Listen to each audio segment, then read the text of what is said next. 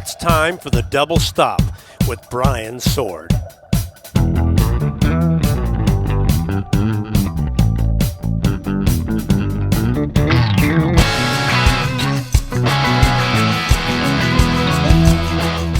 Welcome to the Double Stop. I'm Brian Sword.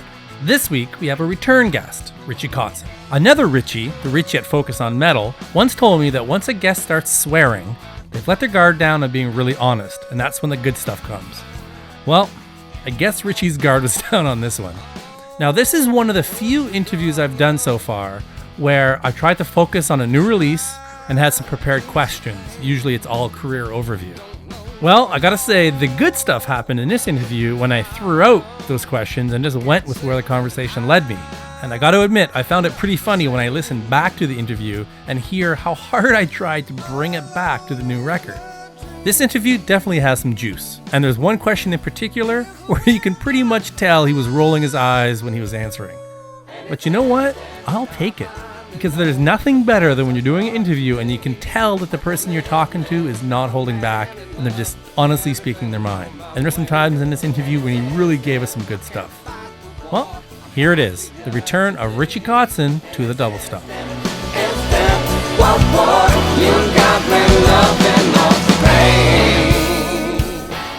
How was the tour of Japan? It was really good. You know, I haven't done a solo tour of Japan for a very long time, and so it was nice to get back over there and you know, play some other cities. And you know, it's funny, I see familiar faces there. You know, people that I've been seeing at my shows for 20 years almost. You know, it's pretty awesome. That's good. And that doesn't make you feel old at all. I know, it's funny because I remember like that one girl pulled out a picture of her and I, and I don't know when it was from. It must have been for like, I don't know, 2002 or something.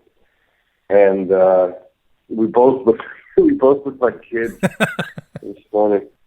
So it was nice meeting you at NAMM there, and I've been listening to the CD quite a bit. How has the response been to this record? Were people expecting, you know, a Winery Dogs record out of you now that you had that success, or how has it been in general?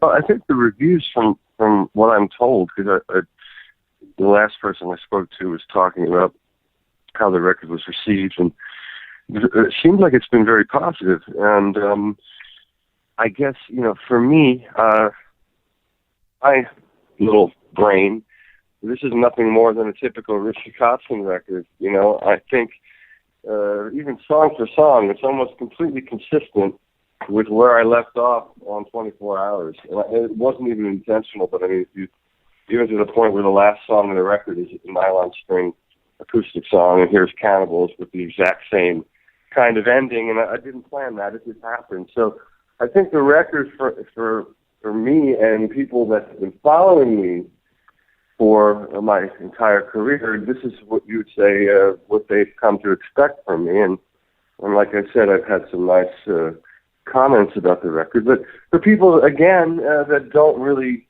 know what it is that I've been doing for the last 20 years, you know, I think, you know, anyone that just knows my name and doesn't buy my records or buy tickets to go to my shows, then yeah, this might be surprising to them. But, you know, it's not, I certainly didn't do anything different. It's just, you know, it's the fact that I'm kind of being exposed to a new audience, you know, through my participation in the Winery Dogs, and of course with the success of the previous release, the Essential Collection, that helped as well. So hopefully I'm winning people. Hopefully they like me. You know, I just want to be liked. That's all I really care about.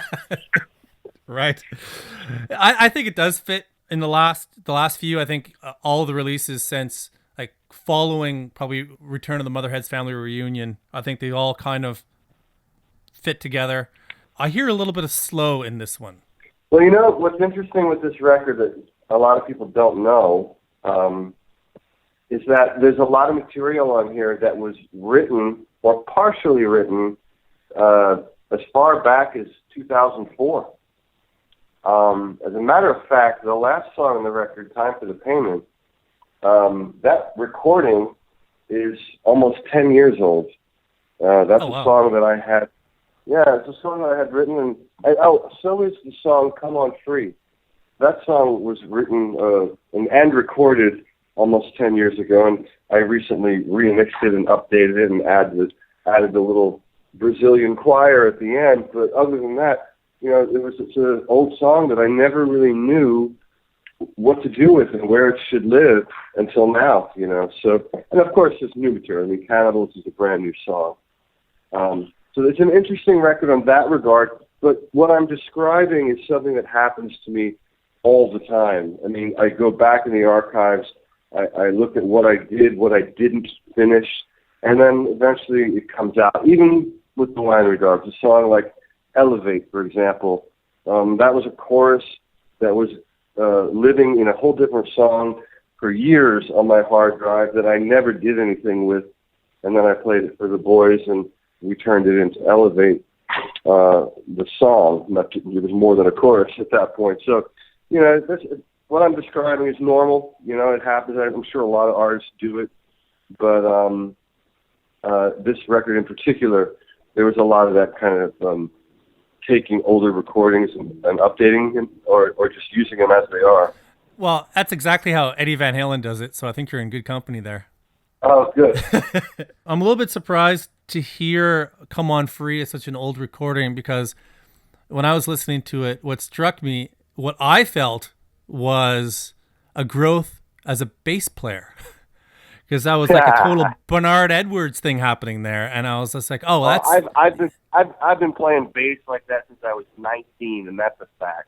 Yeah, I know you've played your own bass for years, but that particular song, I was really struck in terms of the bass. Sure, playing. no, I got you. It's funny though, man. I mean, I swear to God, I've had this whole kind of love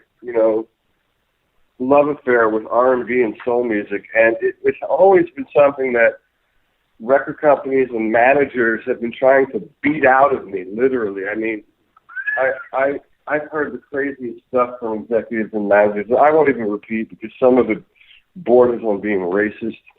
And when you hear record executives say shit like that, you really get a clear picture of what the hell's going on in the music business. And even to the point, racist, not only to the point against black people, but against me as a white person, being who I am and having the influences that I have as a singer and as a bass player, and hearing record company people say certain comments of why I am not allowed to play or write or release those kinds of songs is complete and utter insanity. And it's something that I struggled with my entire career throughout the 90s, when I was held to the notion of needing a record label in order to even survive as a recording artist. And God, thank the Lord for the internet, and thank God for iTunes and the likes of CD Baby to make these record labels relatively powerless, unless you're a pop star. And I'm not talking about being a pop star, because obviously labels are still relevant in that realm, because they spend money to break artists. But for people like me that have a fan base that, a fan base that actually understands, what it is that I am and what I do, to have someone in an office telling you why you can or can't do something, it's the most frustrating thing. You can't imagine it unless you're in that position. And the reasons have always been ridiculous, and you can always point to someone else and say, yeah, but what I want to do isn't that crazy, because look at that person. They're doing it, and you could point at someone that just had a platinum album doing something pretty much in the realm of what it is that you want to do, and they'd have a crazy excuse. Like, for example, yeah, but he's British. He's from England. It's different for him. Oh, wow. I swear to God, that was said to me. I think, you're out of your fucking mind, and I hope you get fired and lose your job and can't afford to pay the mortgage on your mansion one day. That's what I pray for. And, sure enough, for a lot of these guys, that happened because they were fucking idiots. And I still live in the same house that I bought 20 years ago with ease. So fuck them. I guess I'm going on a tangent. I'm going on a tangent right now. You know why I'm on a tangent? Because I had a party at my house last night.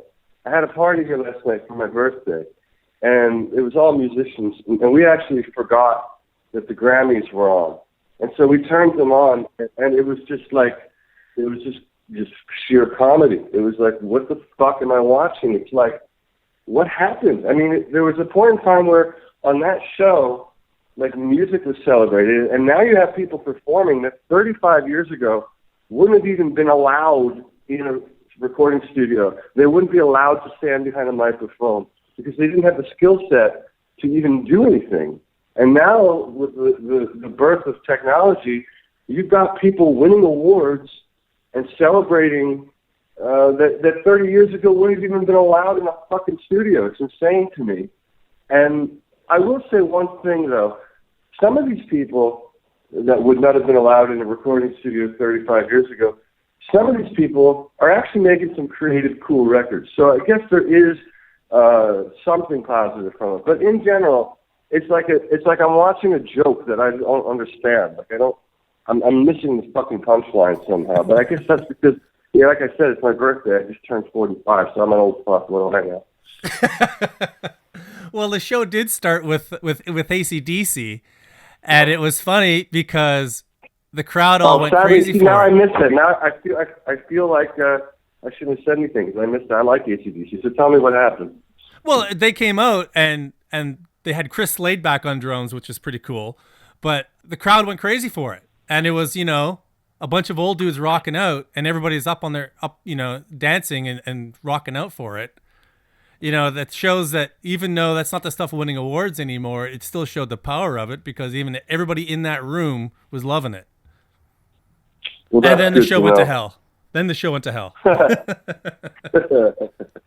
It's funny. I guess they love it because in their mind, it's like they don't know what the fuck they're singing because it's like, got dudes with guitars that actually spent time to learn the instrument. I mean, maybe it took each guy 5 or 6 years at least to figure out how to even, play the thing properly, and then however many years it took to learn how to really write a rock song and build a fan base and go around in a tour bus and do it. Yeah, I guess, fuck yeah, they're probably fucking stunned. And like them, might as well watch fucking Aliens. They'd probably clap too, Well, but there is something a little absurd about seeing Katy Perry do metal horns.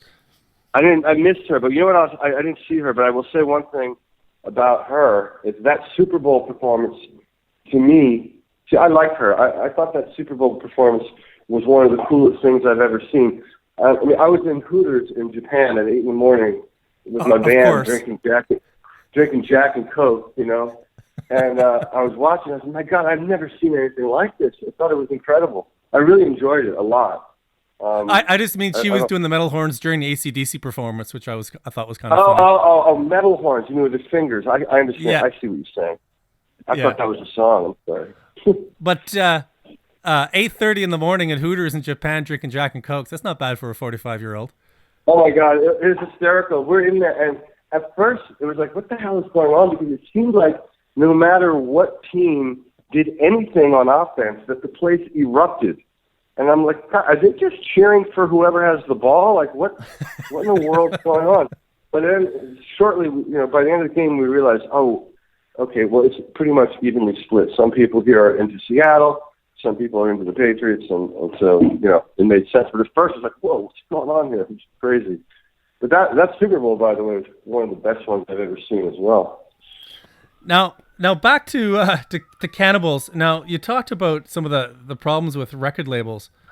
Is that something you still face? And I ask because when we had last talked, you had said that Loud and Proud were going to put it out, and then something happened, and you did it yourself. Is that something you're still facing then?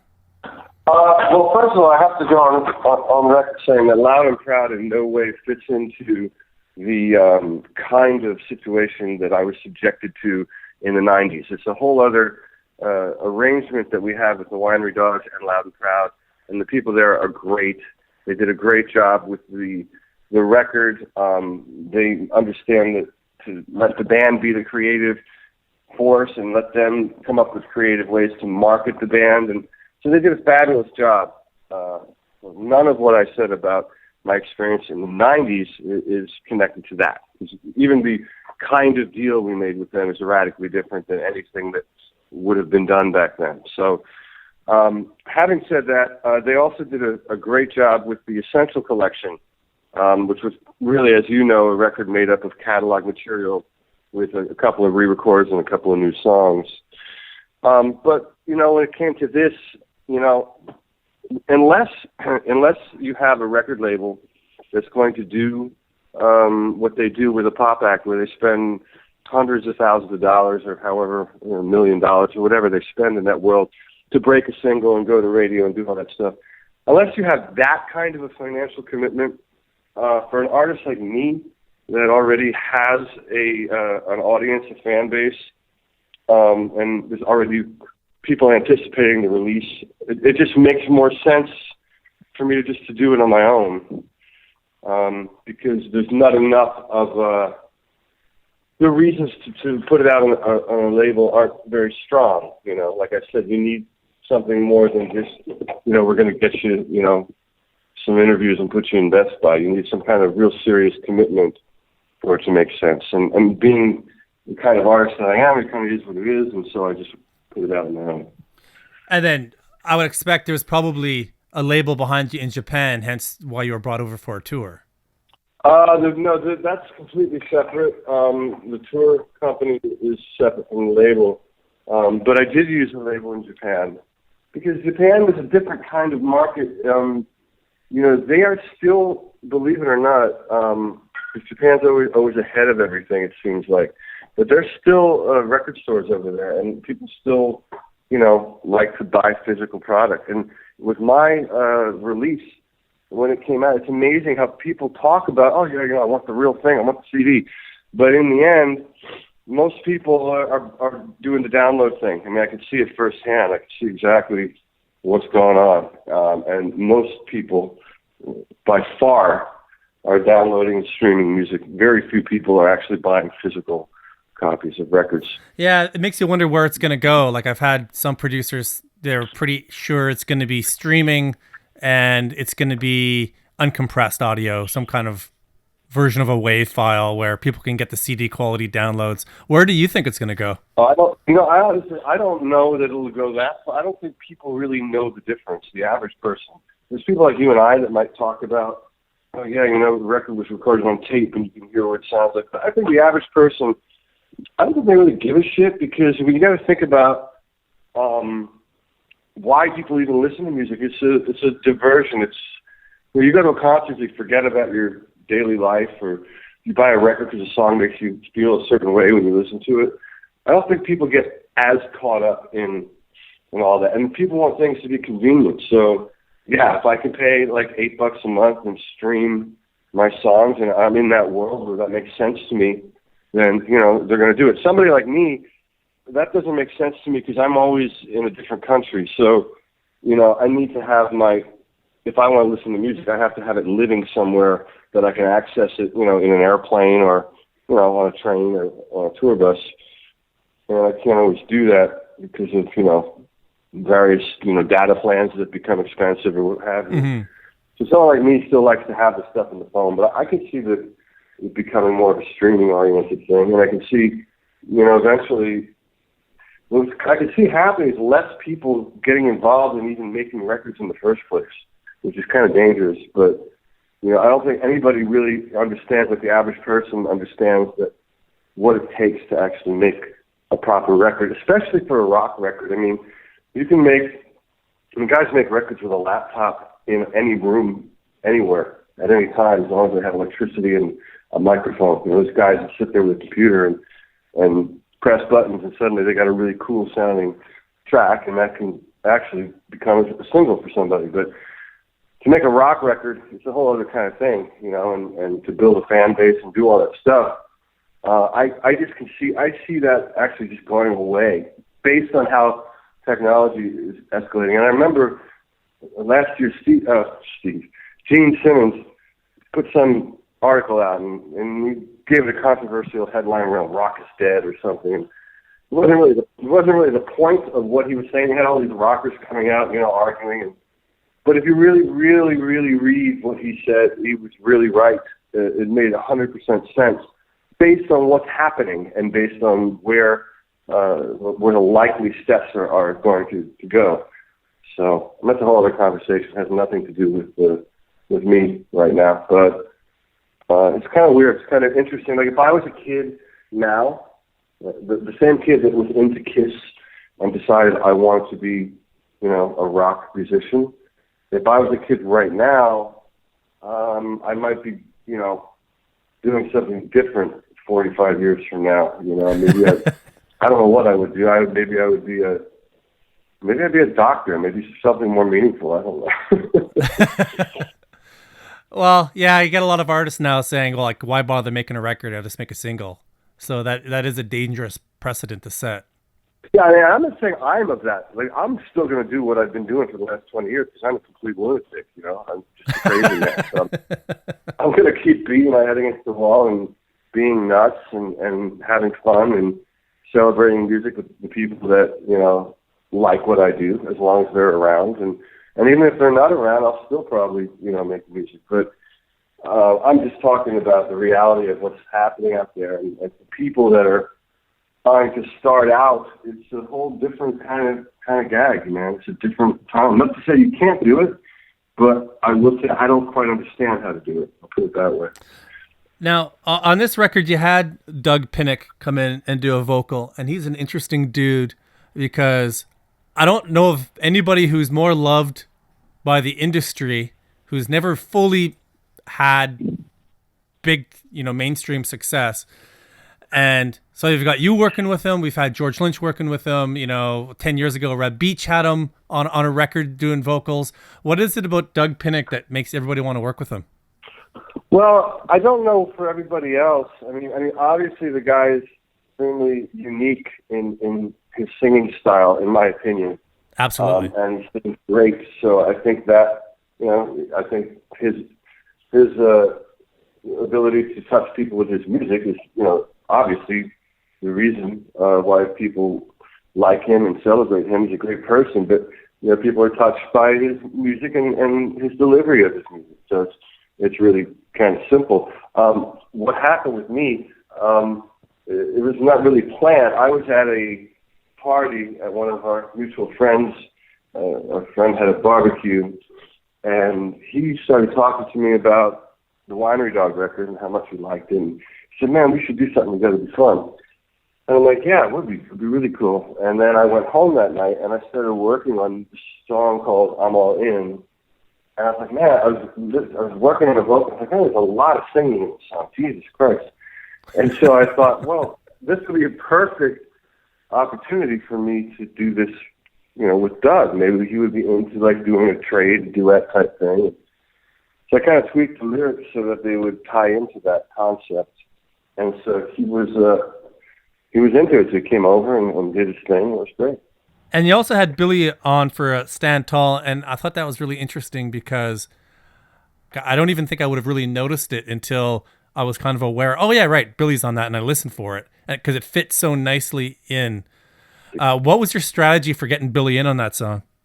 Well, I didn't really have a strategy. Him and his wife went to dinner with my girlfriend and I, and we came home, and he knew I was working on the record. He wanted to hear what I was doing, so I started playing him songs.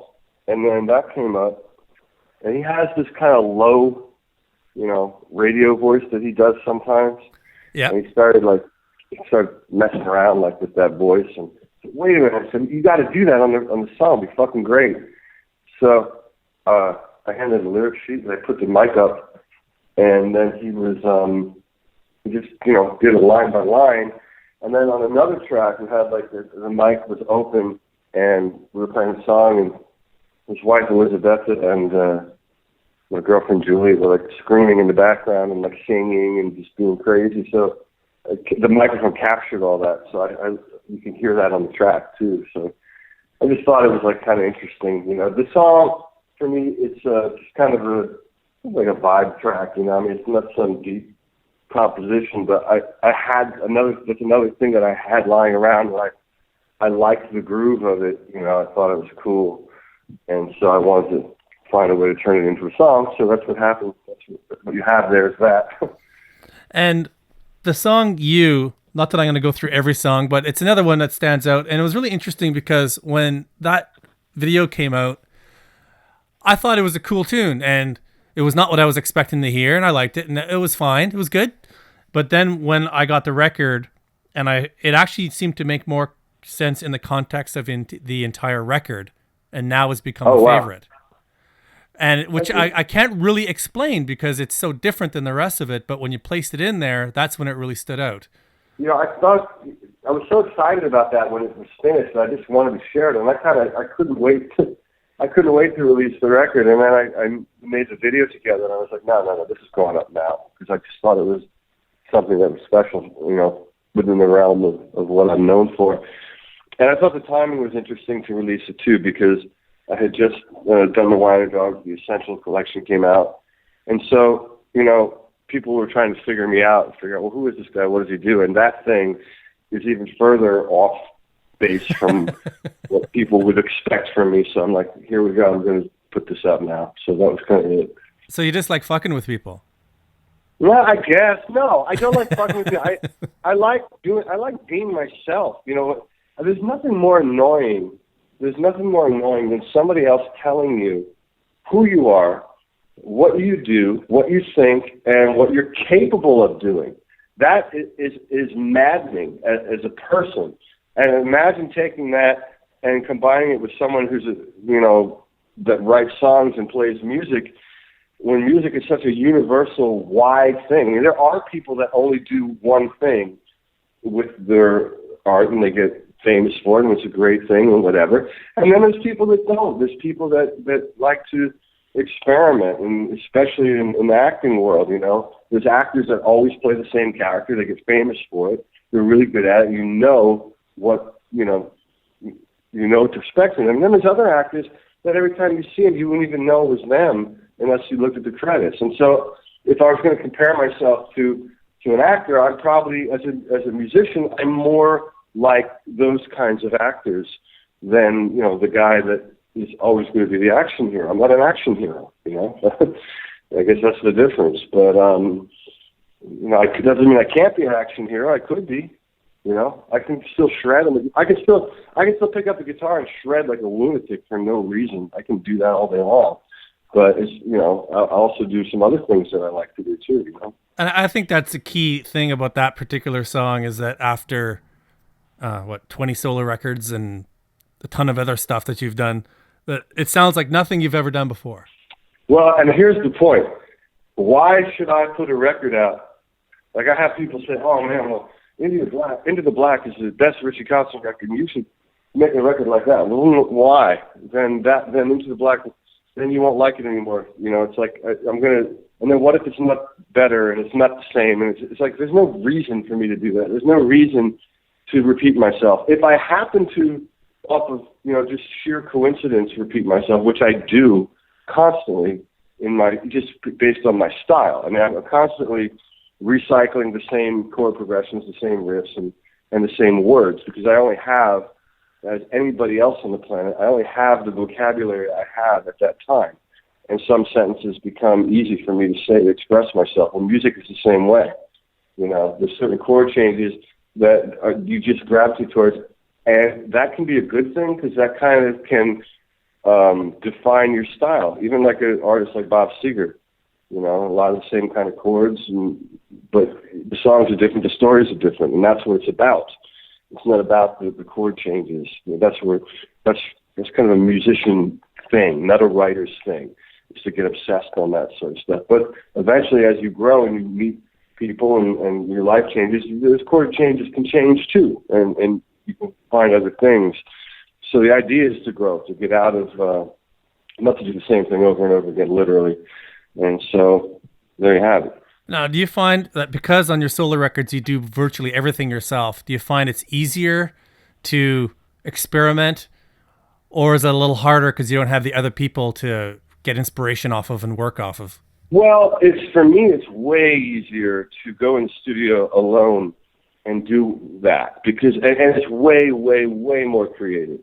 And so then, therefore, by the nature of that, it becomes way, way more personally gratifying. So, and that's not to diminish working with other people, but, at the same time, when I work with other people on my solo record, I will have someone come in because I want that personality on my song. And I feel like that personality will elevate it, to a level that'll be higher than what I could do on my own. So although it's easier for me to go in the studio and work alone, I'm also aware of what the song needs in order for it to sound like what I envision it sounding like. So that might mean, calling my buddy to come in and play drums, or calling someone to play, Hammond organ, or, I'll play the organ if I can. If I can get across the vision that I have, then I'll play the instrument. But the choices aren't about me. It's not like, okay, I have to do all this myself. That's completely has nothing to do with it. It's not that at all. It just so happens that when I wake up with an idea, in the right circumstances, I can go in the studio and a day or two later come out with a finished song that sounds exactly like what I envisioned in my mind. And so that end sentence is the only thing that I have as a variable to decide whether or not I want to share it with people. As if, in the end, when I listen to it, if that's what I was hearing and that was the vision I had for it, then I know I've found success. Then I know I'm done. It's over. I'm finished working. And if I don't get to that point, one of two things happen. I try to figure out what's wrong and fix it, or it sits on my hard drive for 10 years, and then 10 years later, I listen to it and I discover the song Time for the Payment and I release it. You know what I mean? Yeah. Yeah, and your perspective is different at that point, so you see it clearer probably. Yeah. Yeah, absolutely. When you talk about how your vision when you write a song, do you have that vision? Like, you write it on, say, guitar. Do you have the full vision in your head? Do you already hear how all the different elements, or do you kind of discover it as you layer different things on, where it's going to go to where, like, the finish line? Do you already know where that is, or do you have to find it? Oh, that's a great question. I'd say it's both. It changes from song to song. So sometimes I play something, I know exactly what I'm going to do. I just know instantly where this is going. And other times I don't. And we can use the song Cannibals, for example. The chorus, I knew what it was going to be. I was singing the chorus in my head. I heard the drum beat. And, drums are funny because they just...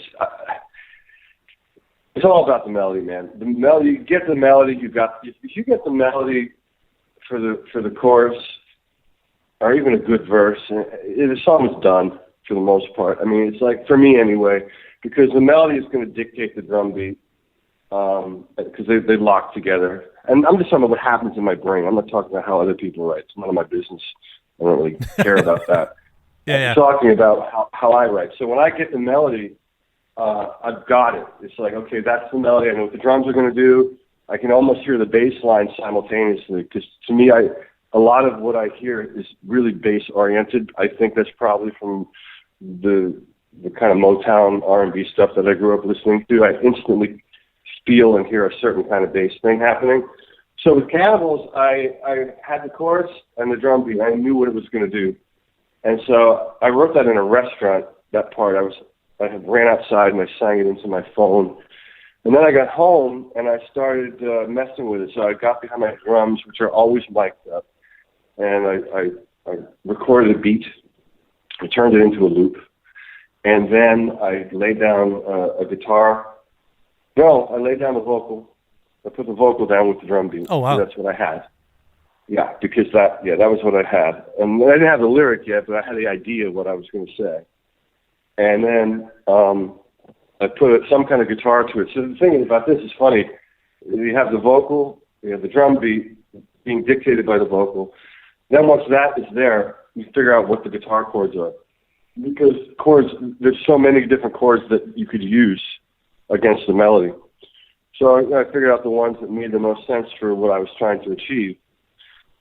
And then it's, okay, now what? I've got this drum beat, I've got this chorus thing happening, and then somehow, after the chorus ended, I heard that crazy bass line. Boom, boom, boom, boom, boom, digga, digga, ding, boom, boom, boom, boom. And then it kind of evolved of me I literally was jamming on the bass with the drum loop. And then after a while, I played a couple things out of that jam session where I was like, oh, wow, that's cool. That sounds like a hook to me. I could use that as a reoccurring theme. So I copied and pasted it. And then out of improvising, I came up with that part. And, it's kind of how we write with the Winery Dogs in a weird way, because we're kind of in a room jamming ideas and throwing them around. and suddenly someone will play something, we'll use that for a part. It's just that when there's one person doing it, the flow is it's so much faster, and, it's just easier, in my opinion, at least for me. That's, just because I've always done that. It's just my instinct, Yeah, and I guess there's no second guessing when it's just you. You're just kind of, if you feel like no. I mean, a lot of people second guess the shit out of themselves, and they can't even write a damn song because it's a nightmare for some people. That's a bad thing. It's like at some point you got to trust your instincts, and like I said, my instincts might suck, but I have to at least at some point trust where I'm leading myself, and then if that turns into a disaster, then at least I know what that particular move feels like for the future, But you have to trust your instincts and be led to that disaster from time to time, or, you never know the difference. You never know, So luckily, now I've had enough disasters happen and enough cool things happen, so now I'm kind of floating in the middle, Every now and then I run into a disaster, but most of the time I find my way out of it, Like that song Up, for example, is a perfect example of a potential friggin' nightmare. Because that song, I had a drum beat, or actually a drum performance, which I believe may or may not be the performance on this record because it's gone through so many different things. I had a drum performance, and then I had the keyboard part played on a Wurlitzer that was played ages ago. And I pulled that song up, and I was listening to it, and I had the scratch button on it. I said to myself, sounds like I'm saying up something, but I don't know what the hell to say. And obviously that's why it sat on the hard drive for 8 years, because I didn't know what the hell to write to it. And then suddenly I thought, why not turn me up, So I started singing that, and I said, okay, cool. Now I have a lyric concept that I can write off of. It's kind of cool. It's something, whatever, makes sense at least. So I started writing it, but the track felt like shit. No matter what I did, it just sounded and felt like shit. And I knew the song was going to be cool. And the piano I replayed on my vintage vibe piano. So I replaced that. I manipulated the shit out of the drum performance. So I don't know in the end if I ended up replaying it or if that's the manipulation of the original performance. I just don't remember. But it wasn't until I put a loop on the track and added the loop to the drum track, and then I kind of moved the drum track at certain points to fit with the loop the way I wanted it. But I mean, that song, it was weeks. I was fucking with that song. Like, man, it just sounds like shit. No matter what I do, it's just shit. And then suddenly I put that loop in, and it kind of created whatever it was that I was hearing, what was missing, it made it work. So now I'm happy with it. But, it's like, I tried to make that into a song 8 years ago, and I gave up. And this time I forced myself to, I was like, I'm not giving up on this stupid fucking song. And so somehow I finished, and I got it to the point where I liked it. That's a difficult birth. Now, what was it about that song then that made you stick with it, as opposed to just like... I knew that the chorus was interesting and worth it. I knew that upturn me, whatever the hell I'm doing there. I just, in my mind, I thought, this is cool, man. This needs to see the light of day, and it will fit well on my record. I just got to get all the other elements correct. Even the harmonies, I remember I had a version, I was playing it on my computer, and my girlfriend was a musician. She's like, what the hell am I hearing on the harmonies? I'm like, what do you mean? Because something's wrong. I'm like, what are you talking about, something's wrong? And I'm sitting down at the piano. Now I'm in an argument with my girlfriend telling me I sang the wrong harmony part. Yeah, defensive mode. Yeah. Now I'm like, and I know something's terribly wrong with the track. And at that point, I don't know what the hell the problem is. Now I'm looking at the beat thinking it's fucked up, and she's talking about the harmony. Jesus Christ, this is a nightmare. So I said, all right, fuck it, you sing them. She's like, what do you mean? I said, you sing the harmonies, and we'll fix it that way. She's like, really? I said, yeah, come in the studio. So we get on the microphone together. I said, what do you want to sing? What's the harmony? What do you hear? And so she starts singing the harmony. I'm like, okay, I'll sing that with you. Double it, go. Hit record, do it. All right, now double that, go. Do it, done. What's another harmony? I need it to sound bigger. All right, we'll sing this. And then suddenly we did the background vocals together. So now the chorus had a whole new life. So there you go. It's like you talk about doing everything yourself or being open to input when you're in trouble. Here's the thing about input, is that the last thing that I want is like, I know what I'm doing. I know where I'm going in my mind. This thing is going to be done within minutes. And you got someone in your ear questioning a lyric or questioning a chord progression when you know, dude, that's not the fucking problem. The chord progression is the least of our problems right now, bro. There's so many other aspects that need to be fixed here. So it's the difference between knowing, trusting your instinct, knowing that, no, I know we're in the woods, but I know how to get out of here. Here's where we're going. Versus, man, I am lost as fuck. Can you help me get out of this? And then the person's like, yeah, you're singing the wrong harmonies, dude. Stupid fool. So, whatever, man. That's just the way it is, man. But you learn that shit as time goes on. Well, you talk about trusting your instincts. That doesn't sound like something you probably would have had when you were 20. When did you find that trust? Yeah, because the ego gets terribly intertwined in the creative process for certain young people like myself. So that's something you have to learn. It's something, and it's kind of something that you know. Like, I always knew that, and actually, I was pretty good with that, because I remember, early on when I first came to LA, I was signed to Interscope, and unfortunately for me, I was in a position where no one could tell me anything, and I knew it all. And part of that was really good, because there were certain things that I really did know about myself that were really important, and then maybe a handful of other things where I could have used some advice. But unfortunately, the people I was surrounded with didn't know how to really deal with me, and me being young and my ego being, not that I had a big ego, but I just didn't understand everything the way I understand it now, so it kind of got in the way. So what you're saying is true. You have to have those experiences, and some people. It's almost about it. It's the circumstances surrounding you. Like if you have the wrong team of people around you, it doesn't matter what the hell you do.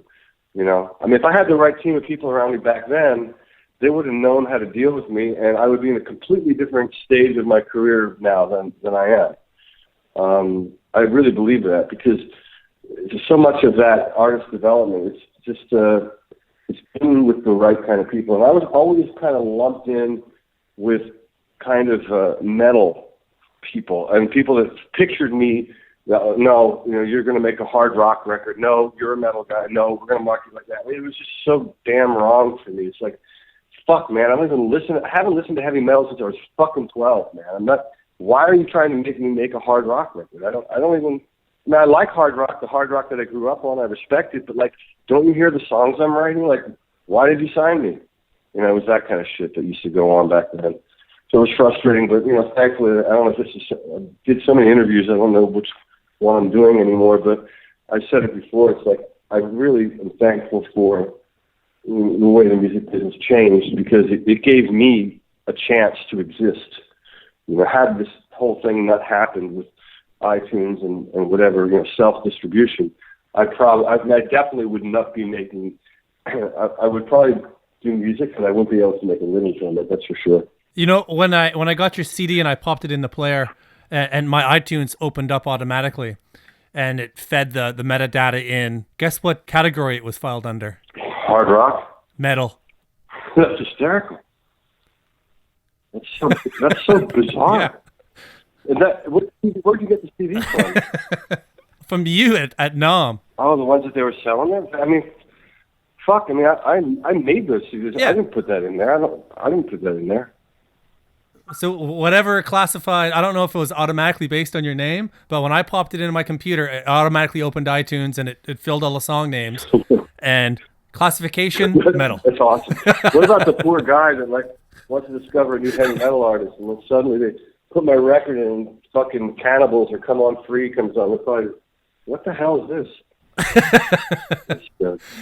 And is that, do you think, the blessing and the curse of being signed to Shrapnel at 17 or 18 or whenever you were? Of course, yeah. I mean, it's all that. I mean, and the thing is, it's like, that was my break at the time. And when I was 17, yeah, I played in a cover band. I teased my hair. It was the fucking 80s. And, I didn't sing very well, in 1986, 1987. So when I discovered the Shrapnel Records, I thought, man, this would be a great way for me to get the hell out of Birdsboro, Pennsylvania. So yeah, and that's who I was. But all along, I always pictured myself doing, being in a band with a singer or doing it myself. And then on the second record, I was singing.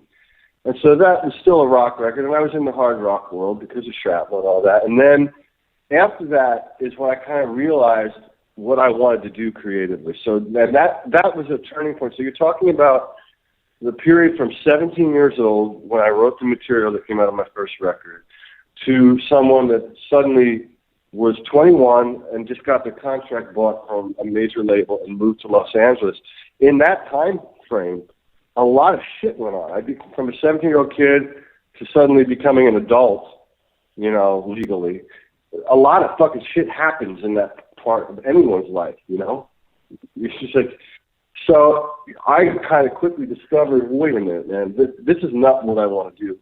And so that's where I got in trouble. And then when I got signed, they were signing me based on the Fever Dream record. And so I can't blame them. It's like, well, they're like, this guy's just, we think that this guy is this cool rock and roll, bluesy, shredding guitar player. We want to make a record with him. We think we could sell it. And suddenly they sign me, and I'm sending ballads that sound like they should be on a Prince record. So it's like, what the fuck did we just sign this kid for? So of course they're confused. But that's what happened, And so it took me years to, part of it was figuring out who the hell I am, which I feel like I really kind of started to do in that time frame. And then the other half of my career has been just,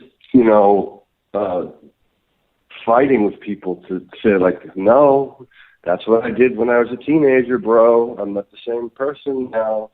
I grew up. You know what I mean? So had I never made a record, like, for example, if my first record was the Motherhead's Family Reunion record that I made when I was 24, like, if that was the first time anyone ever heard my name, and obviously that's post-Poison, it's post-Shrapnel Records, but that was the first record, the whole thing would be different. You know what I'm saying? Like, but the thing is that people latch on to that initial first presentation, even without the ability to realize, oh, wait a minute, this guy's a young kid. Who knows what the hell he's going to do if he sticks at it.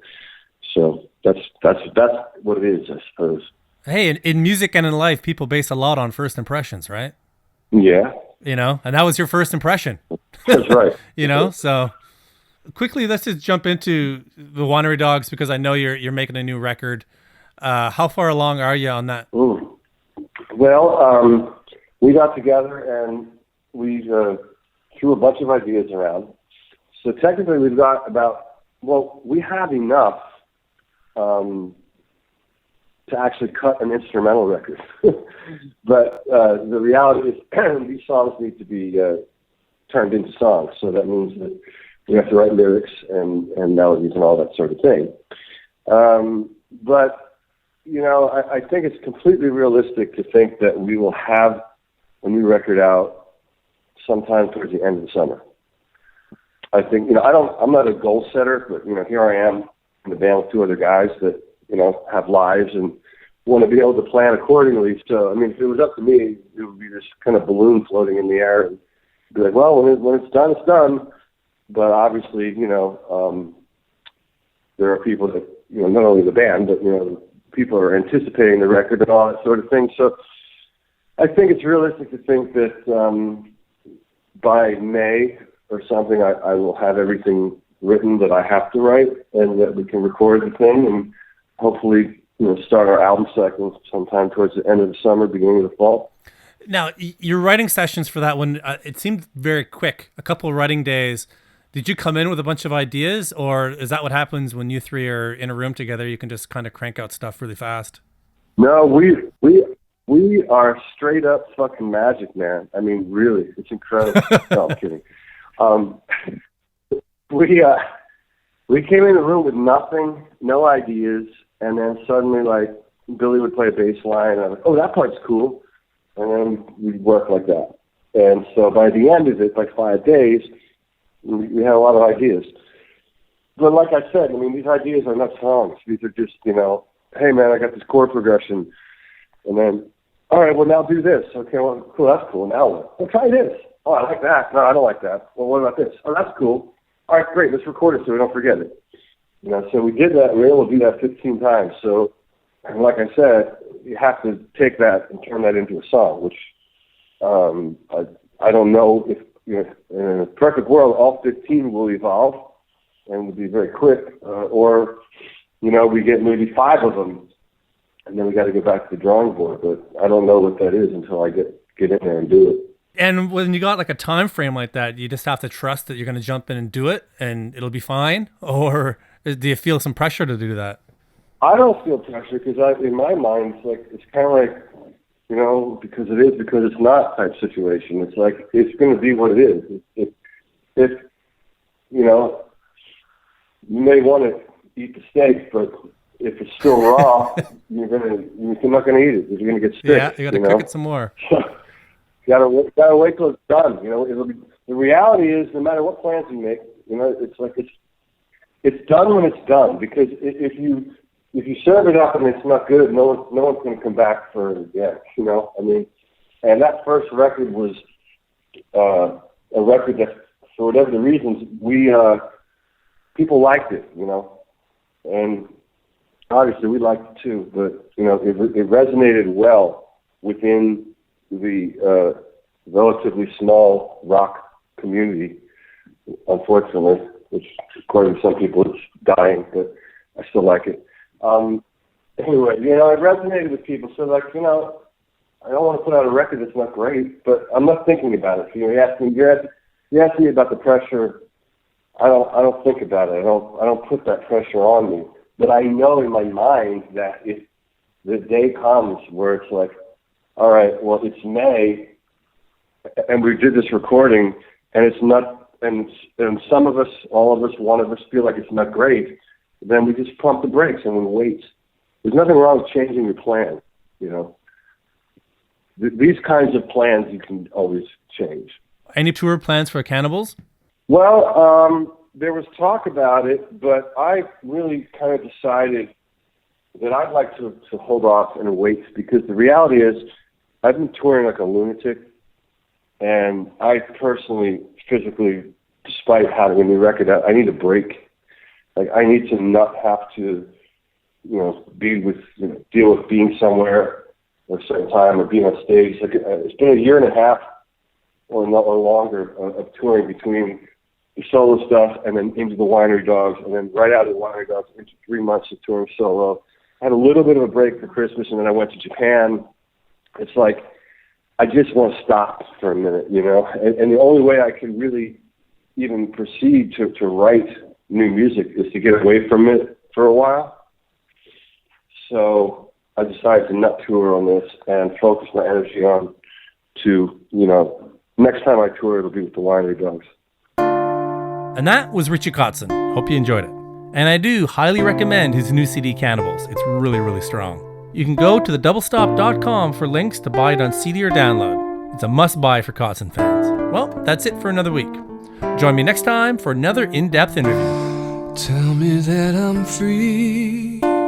Tell me that it's over, and tomorrow I'm gonna see nothing that I've seen before.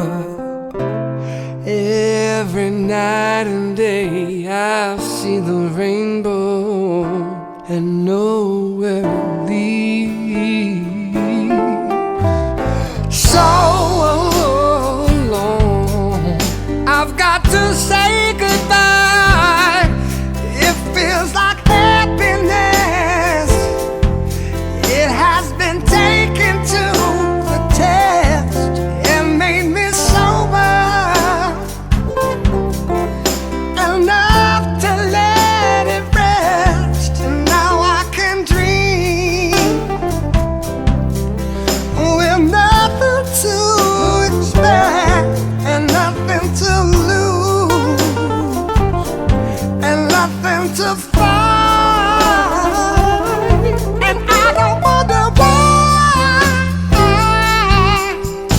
'cause it's time for the payment. I'm somewhere in the sky, and I fly like I'm weightless. Yeah, I was missing, I was tripping, I was slipping so bad. Now it's time for the payment. It hit me like a wave, took me like an undertow that was so strong.